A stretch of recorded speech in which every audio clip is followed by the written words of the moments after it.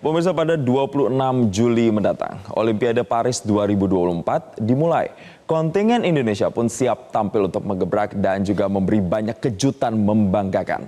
Lantas seperti apa peta kekuatan atlet andalan Indonesia yang akan berlaga? Kami akan ajak Anda pemirsa membahasnya bersama dengan Ketua Komite Olimpiade Indonesia, Raja Sabto Otohari yang sudah hadir langsung di Metro TV.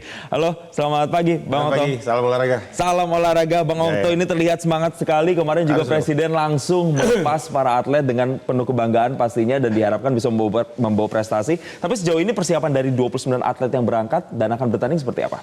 Ya, kalau sekarang ini kan sudah masuk ke fase ujung sekali, fase final. Karena kemarin setelah dikukuhkan oleh Menpora dan dilepas oleh Presiden, dalam beberapa hari ke depan ini ada kontingen-kontingen yang sudah berangkat untuk melakukan camp maupun aklimatisasi. Karena perbedaan waktu yang cukup signifikan gitu, sehingga mereka butuh beradaptasi dengan baik itu cuaca, waktu, dan lain-lain gitu. Sambil terus melakukan latihan persiapan akhir. Dan tanggal 13 besok tim bulu tangkis itu akan berangkat, karena tim yang paling besar gitu, ada 9 atlet dari 29 atlet itu tim bulu tangkis. Besoknya lagi ada tim panahan dan dilanjutkan gitu secara parsial berangkat sampai tanggal 22 dari swimming yang terakhir gitu kalau nggak salah. Nah, ini tentunya kalau dari fase persiapan, latihan dan lain-lain udah lewat semuanya. Yang perlu kita lihat bahwa Olimpiade ini kan sangat sakral, bahwa nggak segampang yang lain seperti Asian Games atau SEA Games gitu yang kita bisa kirim nama langsung ikut gitu. Tapi ada proses kualifikasi hanya untuk best of the best. Jadi para atlet yang terbaik itu yang masuk ke ranking 22 atau 24 dunia yang bisa ikut bertanding di Olimpiade. Dan proses kualifikasinya sangat ketat. Bahkan kalau kita lihat tadi nama-namanya itu sebetulnya masuk fase prestasi kita ini. Tadi kita diskusi gitu. Prestasi itu kan nggak hanya ujungnya di medali, walaupun kita harapannya besar sama medali, tapi perolehan dari atlet yang sekarang 29 atlet dari yang sebelumnya 28 gitu. Terus cabang olahraga yang sebelumnya hanya 8 sekarang 12. Wasit yang tadinya hanya 4 cabang olahraga sekarang ada 6 cabang olahraga. Ternyata grafik olahraga kita meningkat. Dan ini memberikan warna baru lagi karena bukan hanya dari satu cabang olahraga yang biasanya badminton itu yang harapan untuk medali, tapi sekarang ada potensi medali dari cabang-cabang olahraga yang lain. Itu jadi ukuran prestasi tidak hanya medali, tapi ketika mereka sudah berhasil lolos kualifikasi dan berangkat itu saja itu sudah kita hitung sebagai prestasi. Nah, tapi kan Bang Okto, kita juga melihat banyak ekspektasi untuk cabang-cabang olahraga nantinya yang nanti akan dipertandingkan di Olimpiade. Kita akan mulai biasanya yang dari ekspektasinya banyak adalah teman-teman di cabang olahraga bulu tangkis. Mungkin teman-teman bisa bantu tampilkan nanti mereka ini ada 9 orang ya, Bang Okto ya. Nah, ini dia nih wajah-wajah yang akan nantinya bertanding di cabang olahraga bulu tangkis. Bulu tangkis ini paling langganan secara penyumbang medalinya untuk Olimpiade untuk Indonesia. Kalau untuk tahun ini dari komposisi yang mereka berangkat ke sana, seberapa optimis dengan mereka ini, Bang Okto? Kalau pertanyaannya ke saya harus optimis sama semuanya. Kalau optimis, saya harus optimis sama semuanya. Karena gini, mereka yang lolos kualifikasi Olimpiade, semua atlet ini tidurnya aja mimpinya udah pasti menang Olimpiade. Gitu. Dan kita lihat nanti petanya itu baru kelihatan pada saat drawing. Kan sampai di sana itu ada drawing, dan dari drawing itu baru kelihatan kira-kira patternnya mereka ini untuk sampai ke babak-babak yang tertinggi, baik itu semifinal, final dan lain-lain itu gimana kira-kira level tantangan terhadap mereka. Itu nanti baru ketahuan setelah drawing. Dan kami tuh berkomunikasi terus baik dari NOC, dari CDM maupun dari cabornya tentunya. Nanti di sana akan intensif melakukan evaluasi. Dan kita lihat, saya kemarin komunikasi one on one ya. Hari ini juga akan ada proses final maupun baca doa yang dilakukan oleh teman-teman dari bulu tangkis. Karena kalau udah masuk ke fase ini memang yang paling penting itu doa ya. Itu doa dari masyarakat Indonesia, karena semua atlet itu berlatih, tapi atlet negara lain juga berlatih. Nggak ada atlet yang datang ke Olimpiade niatnya cuma sekadar berpartisipasi. Semuanya ingin menampilkan yang terbaik dan semuanya ingin mendapatkan medali gitu. Bayangin ada hampir 2.000 atlet gitu yang semuanya datang ke sana dari sekian banyak atlet yang ada di dunia. Ya. Ini game of the best ini gitu, tentunya semuanya berupaya untuk memberikan yang terbaik. Nah, ini berbicara soal medali, saya mau kerucutkan lagi nih Bang Okto. Medali emas kan sering nih disumbang teman-teman dari cabang olahraga bulu tangkis. Kalau untuk yang saat ini ya walaupun Bang Okto bilang mereka ke sana aja udah prestasi, tapi ada nggak kira-kira berapa gitu spesifiknya medali kalau untuk dari cabang olahraga bulu tangkis, misalnya berapa emas, berapa perak, berapa perunggu? Ya kalau single putra udah pasti salah satu yang bisa dapat emas, nggak bisa dua-duanya kan, gitu kan, gitu. Dan semua saya harus katakan ini ada kesempatan yang cukup baik untuk semua atlet gitu. Tinggal sekali lagi nanti kita lihat hasil drawingnya gitu. Dan saya kemarin tanya sama mereka komunikasi one on one gitu, artinya secara personal kita approach dan mereka sampaikan bahwa memang harapannya peak performance itu adanya di Olimpiade. Karena kan manusia itu kan ada batas capeknya ya, fatigue-nya gitu ya. Limitnya. Nah, kalau peak performance-nya itu di tempat yang lain kita khawatir. Tapi kita maunya sebagai multi event paling tinggi di dunia, ya peak performance-nya pada saat Olimpiade. Nah, semua atlet ini baik itu bulu tangkis, angkat besi, panjat tebing, panahan, surfing, semua gimnastik, balap sepeda, semua menyiapkan peak performance mereka pada saat di Olimpiade Paris 2024. Kita harapkan benar-benar bisa maksimal nanti ya. Baik, Bang Okto, kita tinggalkan teman-teman di bulu tangkis yang juga menjadi perhatian banyak dari masyarakat Indonesia adalah cabang olahraga lain yaitu wall climbing atau panjat tebing. Nah, kekuatan dari 4 ini secara komposisi ada 2 perempuan dan 2 laki-laki di sini. Nah, ini prestasi lagi nih. Ya. Kenapa prestasi? Karena belum mulai udah prestasi. Kita salah satu negara yang paling komplit gitu. Kenapa ini kan, komplitnya Bang Okto? Kan nomor speed climbing ini baru pertama kali di Olimpiade. Dan Indonesia itu berhasil mengirimkan 2 laki-laki dan 2 perempuan, artinya full tim. Gitu semua kuotanya terisi karena setiap negara hanya boleh mengirimkan 2 laki-laki, 2 perempuan kalau lolos kualifikasi. Jadi ada negara yang cuma bisa ngirim 1 perempuan, ada yang bisa 1 laki-laki atau 2 perempuan 1 laki-laki atau dan seterusnya gitu. Tapi kalau Indonesia full tim. 2 laki-laki, 2 perempuan untuk pertama kali. Ini semuanya first Olympians. Gitu. Jadi dari situ aja kita udah dari pertamanya udah menang gitu kan. Udah prestasi maksud saya. Nah, tinggal ngeliat insya Allah kalau lihat dari parameter prestasi yang sebelum-sebelumnya ini tampang-tampang medalis. Gitu. Amin. Tampang-tampang medalis. Tapi nanti medalinya apa? Itu sekali lagi pada saat drawing kita akan lihat. Tapi potensi medali salah satu ada di sini. Nah, ketua federasinya sendiri kan bilang menargetkan 2 emas kira-kira. Bisa potensinya besar nggak untuk mendapatkan 2 emas nih, Bang? Ya, kalau saya jadi ketuanya harus optimis gitu. Kalau ketuanya udah nggak optimis, nanti gimana anak-anaknya gitu. Kan itu kan semua bentuk dari doa ya. Gitu. Jadi kita menyampaikan sesuatu itu sebetulnya itu kan doa. Nah, doa ini kan harus didukung dengan doa yang lain. Kita semua mendoakan para atlet ini, mereka dalam tampil maksimal, sehat, dan karena pada saat pertandingan, apalagi di Olimpiade, anything could happen. Gitu. Jadi banyak banget semua ini, apapun bisa terjadi. Nah, semua harus betul-betul hati-hati dalam persiapannya, dan kita memastikan semua atlet ini bisa mendapatkan layanan yang terbaik, support yang terbaik, dan pada saatnya nanti mereka akan tampil gemilang untuk Indonesia Raya dan Merah Putih. Insya Allah perjuangan prosesnya selama ini tidak akan mengkhianati hasilnya begitu ya Bang Okto. Nah, berikutnya tidak hanya panjat tebing, yang juga ramai dan diekspektasikan banyak orang adalah olahraga berikutnya yaitu lifter. Alias, nah ini nih, angkat besi. Wah, kalau ini mah Eko Yuli Irawan udah 4 medali nih dari 4 Olimpiade. Ini berarti Olimpiade kelima nih ya, Bang Okto ya? Ini manusia ajaib. Mungkin nggak banyak orang Indonesia yang tahu gini, satu-satunya sejarah Indonesia itu punya orang ikut Olimpiade 4 kali dan 4-4-nya dapat emas. Betul. Nah, ini Olimpiade yang kelima. Dan dia juga, 4-4-nya dapat medali maksud saya. Jadi 2 yang pertama dapat perunggu, 2 yang berikutnya dapat perak. Dan sekarang ya dibilang ya pasti saya pengennya meningkat Pak, gitu kan gitu. Tapi dia betul-betul the real Olympian ya Eko Yuli, gitu. 4 kali Olimpiade, 4 kali medali, dan ini Olimpiade yang kelima. Saya tanya sama dia, abis ini mau gimana kok? Terus Pak, pokoknya gitu. Rizky juga dari catatannya cukup signifikan nih potensi medali, bahkan ini dua-duanya potensi medali emas nih. Ya. Gitu. Maka masyarakat Indonesia doanya harus lebih kusyuk. Harus lebih kenceng juga ya. Harus lebih kusyuk. Ya. Kalau kusyuk ini kita ngelihat tampang medali emas. Sama seperti yang panjat tebing tadi kita melihat tampang-tampang yang medali emas gitu. Ini juga kita melihat tampang medali emas.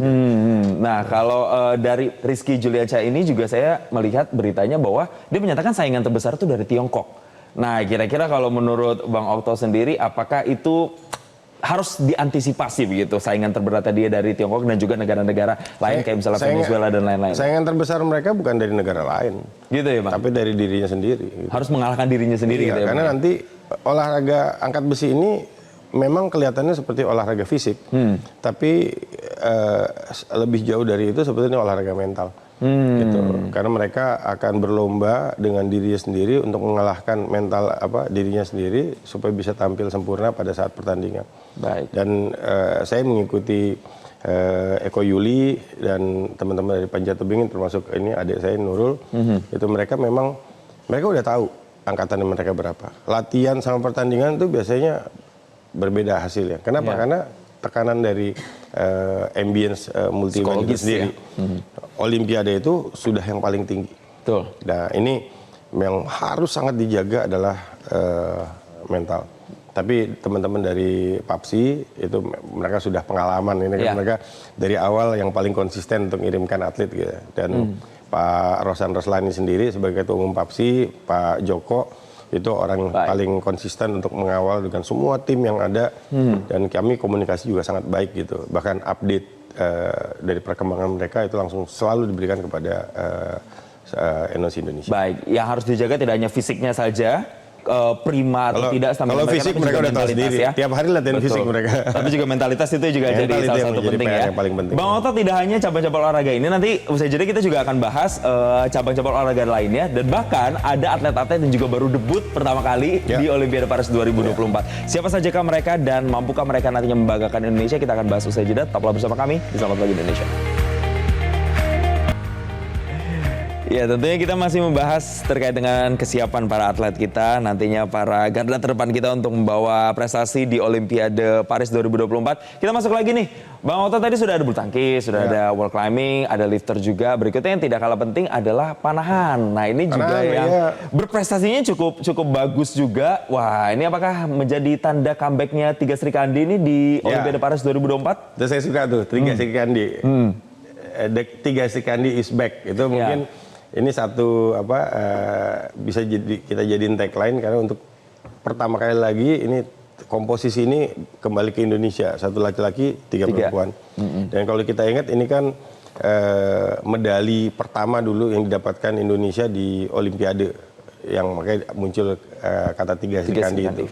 Dan kalau melihat dari potensinya, saya sampaikan kepada Ketua Umum Arsyad Rashid kemarin, saya bilang ini potensi nih saya bilang gitu. Kenapa? Karena kalau laki-laki kita tahu kekuatannya Korea Selatan itu sangat dominan gitu kan.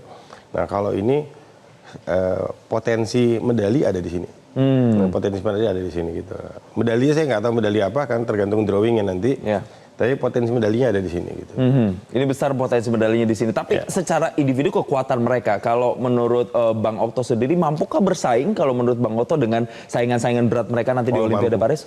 Sangat mampu, sangat mumpuni.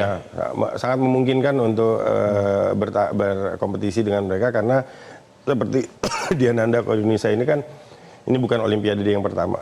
Gitu. Dan mereka sebelumnya di Antalya, Turki itu melakukan proses kualifikasi dan bisa masuk di dalam proses kualifikasi itu. Jadi ada potensi di sini. Ada potensi, ini juga diharapkan nantinya bisa menyumbangkan medali untuk Indonesia. Selain mereka, ada juga ini pemirsa, mereka atlet-atlet yang juga baru pertama kali terjun di Olimpiade. Kita boleh tampilkan beberapa. Ini menarik loh ini. Apa tuh?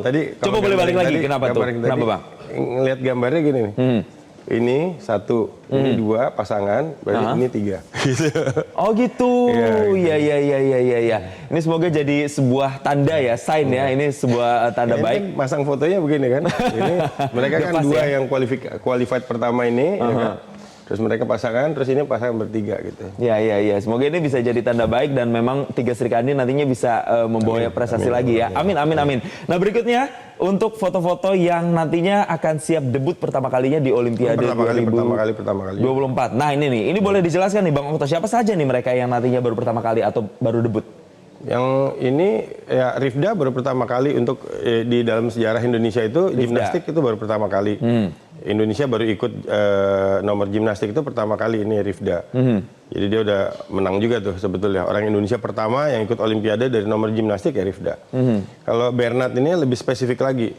Dia orang Indonesia pertama yang ikut di nomor balap sepeda paling sulit, yaitu di track Omnium. Nomor balap sepeda paling sulit dan dia satu-satunya dari Asia Tenggara. Oke. Untuk di Olimpiade ini satu-satu dari Asia Tenggara. Wow. Iya, kalau Mariam ini untuk pertama kali setelah 20 tahun. Terakhir itu Krishna Bayu, komite eksekutif kita.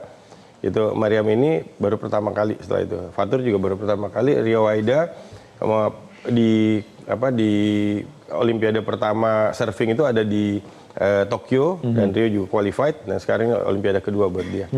Gitu. Oke, untuk mereka yang baru debut atau baru pertama kali Olimpiade ini kan tentu tantangannya akan berbeda untuk mereka mempersiapkan psikologisnya. Ada nggak pembinaan khusus atau pesan-pesan khusus yang disampaikan kepada mereka mungkin untuk pertama kali mempersiapkan Olimpiade? Kalau saya pribadi, ini kan Olimpiade saya ketiga, gitu. Jadi komunikasi saya yang saya sampaikan kalau saya bicara sama mereka, ya ini mereka udah berprestasi nih, mereka udah menang dan mereka menjadi dutanya Indonesia. Yang paling utama harus santai. Jangan jadi beban. Bahkan Bapak Presiden aja kan kita lihat pada saat pelepasan kan biasanya menetapkan. Kalau kemarin itu pesannya cuma kibarkan bendera merah putih, terus dapatkan medali gitu ya. Tapi nggak spesifik untuk menyebutkan berapa targetnya seperti apa. Kenapa? Karena kita tahu Olimpiade itu bukan seperti Asian Games atau SEA Games. Ini betul-betul ajang yang sulit. Bahkan kalau kita lihat di Olimpiade yang sebelum-sebelumnya gitu ya, Asia Tenggara itu perolehan medali emas saja cukup langka gitu. Nah, kita alhamdulillah kemarin masih dapat satu emas dari ganda putri, satu emas dari ganda putra yang sebelumnya gitu ya, ganda campuran gitu ya, waktu di 2016. Nah, yang besok ini justru yang sangat spesial karena potensinya itu muncul bukan dari satu cabang olahraga, tapi yang tadi kita sebutkan tadi itu. Nah ini balik lagi karena ini Olimpiade, tekanannya pasti berbeda dan atlet-atlet ini semuanya punya peluang. Kenapa? Karena Rio Waida ini yang sangat spesifik nih. Rio Waida itu akan tanding di Tahiti. Tahiti itu 18 jam dari Jakarta, 22 jam dari Paris. Bahkan kalau mau ke sana dari Paris, itu harus ke LA dulu, baru ke Tahiti. Dan tandingnya itu nggak bisa dilihat dari pinggir pantai. Karena harus naik speedboat dulu 30 menit ke lokasi. Jadi yang bisa nonton dia itu betul-betul hanya dari atas boat. Nah, tapi bukan itu tantangannya gitu.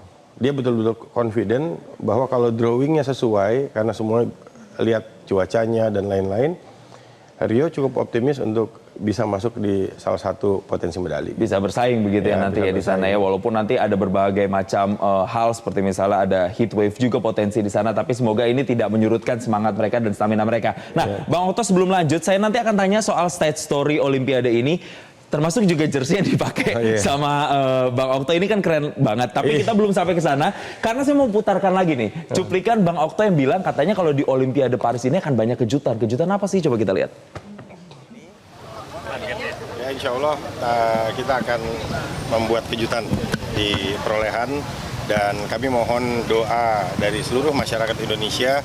Karena ini akan menjadi Olimpiade dengan perolehan medali terbanyak dalam sejarah, tapi tentunya semua harus dengan dukungan dan doa dari masyarakat Indonesia. Langsung aja kita klarifikasi ke orangnya langsung. Bang Okto, apa maksudnya banyak kejutan apa jadinya? Kalau kejutan prestasi yang tadi, ini prestasi-prestasi udah banyak nih. Sebetulnya kita nggak boleh mengecilkan diri kita sendiri gitu. Nah ini langsung Metro TV memang datanya paling akurat.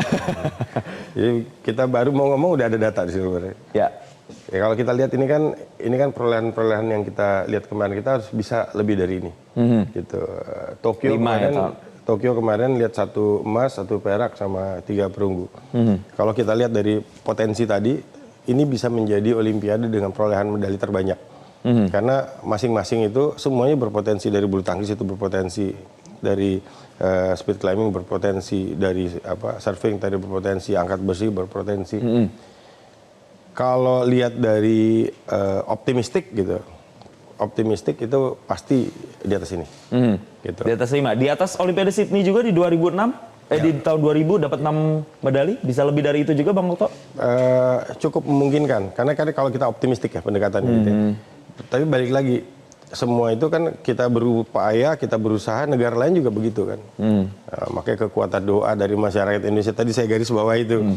Ini justru waktunya kita semua memberikan doa yang terbaik untuk para atlet kita. Karena apapun bisa terjadi gitu. Kayak Rio tadi, walaupun drawingnya bagus, kalau ombaknya nggak datang gimana? Gitu kan. Sekali lagi campur tangan Tuhan itu nggak bisa dilepaskan, dan komunikasi dengan Tuhan hanya dengan doa. Oke. Gitu. Ini berbicara soal terbanyak, nggak bosan-bosan saya tajemin lagi pertanyaan. Jadi berapa nih? Bisa terbanyak tuh bisa lebih dari 6, lebih dari 7 atau berapa nih Bang? Kan terbanyak itu bisa mungkin emasnya lebih banyak daripada yang paling banyak, atau peraknya lebih banyak dari yang paling banyak, gitu. Ya kira-kira, atau perolehan medali lebih banyak dari paling banyak. Gitu. Mudah-mudahan kita harus tetap melihatnya sebagai optimisme untuk dukungan kepada para atlet kita tanpa memberikan beban tambahan sama mereka. Jadi itu betul-betul harus kita jaga. Jadi bukannya kita, kan kita yang berjuang kan mereka nih. Gitu. Kita di sana berharap, berupaya, dan juga berusaha untuk memberikan ruang sama mereka untuk memberikan yang terbaik buat Indonesia. Betul sekali. Diharapkan ucapan tadi medali terbanyak itu benar-benar menjadi doa begitu ya, Bang Okto ya, untuk Indonesia. Itu adalah bentuk optimisme. Nah sekarang kita akan bahas juga soal jersey yang akan dipakai nantinya oleh teman-teman yang ada di sana. Nah kalau yang dipakai sama Bang Okto ini untuk cabang olahraga apa nih kira-kira nih Bang? Ini cabang olahraga ketua umum Komite Indonesia. Khusus ya? Enggak sih, ini rompinya. Jadi kita lihat, ini salah satu kejutan dari Olimpiade juga. Kita biasanya kalau mau multi event kita melakukan launching dan kita liatin jersinya. Kalau ini cukup berbeda karena kita melibatkan desainer, teman-teman dari seniman, dan bahkan ada desainer terkenal, Didit Hedi Prasetyo, yang bukan hanya sebagai desainer tapi juga sebagai sponsor. Ini berbeda nih gitu ya. Jadi sebagai sponsor yang memberikan support kepada tim Indonesia. Dan ya karena melibatkan seniman dan desainer, sentuhan juga berbeda gitu. Betul. Ya. Jadi kita bukan launching tapi pameran foto gitu. Dan sudah menjadi sudah cukup viral juga. Itu bahkan dikomparasi dengan negara-negara lain gitu ya. Karena ini memang yang begini-gini kan memberikan energi tambahan, energi positif tambahan kepada para atlet. Jadi kita melihat bagaimana orang memberikan respon yang positif, dan semuanya ya mudah-mudahan ini bisa menjadi tanda-tanda lagi supaya prestasi olahraga Indonesia di Olimpiade Paris itu semakin baik. Apalagi ini kota cinta nih ya kan, kota desain gitu kan, ya kita nggak boleh kalah juga lah. Minimal sekarang udah punya modal untuk datang ke sana. Harus gaya juga ya. Harus dong, ya kan gaya. Ini kan bagus gitu, bagus ini. Oke. Bang Okto, tapi kan tidak hanya soal kebagusannya dan estetikanya saja. Kita tahu bahwa desain-desain ini memang sangat sophisticated, bisa dibilang sangat fashion. Tapi sebenarnya makna atau pesan apa sih sebenarnya yang ingin disampaikan dengan jersey-jersey ini? Karena saya yakin, dan pasti orang Indonesia semua yakin, ini bukan hanya sekedar jersey. Ada doa di sini, ada pesan, ada optimisme yang disampaikan lewat pakaian ini. Ya, bendera merah putih ya. Gitu. Kita tetap stick bahwa kita semua, kalau Komite Olimpiade Indonesia itu, kita berupaya untuk menjaga merah putih di setiap multi event internasional. Dan pesan ini yang ditampilkan oleh Didit melalui desainnya ini, bahwa semua merah putih ini harapannya bisa berkibar di multi event tertinggi di dunia, yaitu Olimpiade Paris 2024. Baik, Bang Okto, mengakhiri diskusi kita hari ini, waktunya sudah singkat sekali. Pesan yang ingin disampaikan kepada para atlet dan juga para pendukung, pastinya seluruh masyarakat Indonesia, ini apa untuk kesuksesan di Olimpiade Paris? Ya, para atlet ini merupakan duta kita di Olimpiade atau di etalase olahraga tertinggi di dunia. Ya, mereka sudah berupaya berjuang untuk atas nama kita semua. Tinggal kami mohon doa, dukungan dari seluruh masyarakat Indonesia, karena dengan doa dan dukungan dari masyarakat Indonesia, kita yakin bahwa kita bisa mengalahkan semua negara-negara lain dan Indonesia tampil sebagai pemenang. Amin, itu doa terbaiknya. Semoga nanti teman-teman atlet benar-benar bisa memberikan performa terbaiknya, tetap fokus di sana, dan semoga nanti doa-doa baik dari Anda menyertai langkah para atlet kita di Olimpiade Paris 2024. Amin. Terima kasih Ketua Umum Komite Olimpiade Indonesia Raja Sabto Alfari alias Bang Okto telah bergabung bersama kami. Dan pemirsa, selamat pagi Indonesia masih akan kembali dengan informasi lainnya usai jeda berikut ini. Tetaplah bersama kami. Jelajahi cara baru mendapatkan informasi. Download Metro TV Extend sekarang.